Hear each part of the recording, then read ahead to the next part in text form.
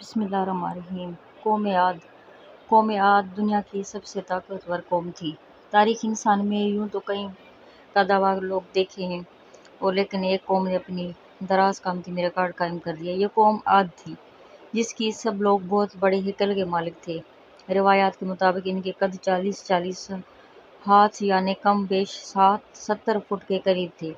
انہیں اپنے قداوری پر بڑا ناز تھا اور جس کسی کو خاطر بھی نہیں لاتے تھے، اور ان کے بد دماغی اجتماعی بے رائے دیکھتے ہوئے اللہ تبارک تعالیٰ نے ان کی طرف اپنا ایک پیغمبر مقرر کر دیا جس کا نام ہود تھا۔ حضرت ہود نے ان لوگوں کو اللہ کا پیغام پہنچایا، تو توحید کا درس دیا اور شرک اور بت پرستی سے منع کیا۔ غلط کام چھوڑنے پر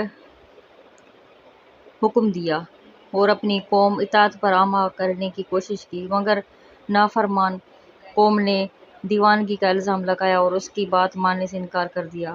خدا کے اس ایلچی نے انہیں لاکھ سمجھایا، لوگوں میں دیوانہ نہیں ہوں بلکہ اللہ کی طرف سے مجھے مامور کیا گیا ہے، میری بات مان لو، کامیاب ہو جاؤ گے۔ اگر تمہاری سرکشی اور نافرمانی کا یہی عالم رہا تو عذاب الہی میں مبتلا ہو جاؤ گے۔ مگر قوم ہود نے اپنے پیغمبر کی ایک نہ سنی، اپنے غلط روش پر پوری بے شرعی سے رواں دواں رہے اور ان کی ہٹ دھری اور ڈھٹائی بھی کچھ بڑھ گئی، یہاں تک کہ پیغمبر برحق کو دھمکیاں دینے لگے۔ لاکھ سمجھانے کے بجانے کے باوجود بھی جب قوم کی سرکشی کم ہونے کے بجائے بڑھتی چلی گئی تو اللہ تعالیٰ نے آخرکار اس قوم کی بربادی کا فیصلہ فرما لیا۔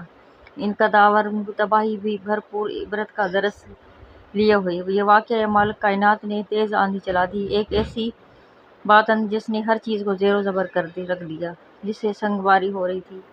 برسات 7 راتوں کا 8 دنوں میں یوں ہی چلتی رہی، جس کی شدت میں اضافہ ہوتا چلا گیا، یہاں تک کہ اتنے بڑے قدمافتی قومی ہیکل لوگ بھی قدم نہ جما سکے۔ اس خدائی کا جھگڑے میں یوں اٹھا کر نچوڑا جسے کھجور کے لمبے تنے جڑیں اکھیڑ کر پھینک دیے گئے۔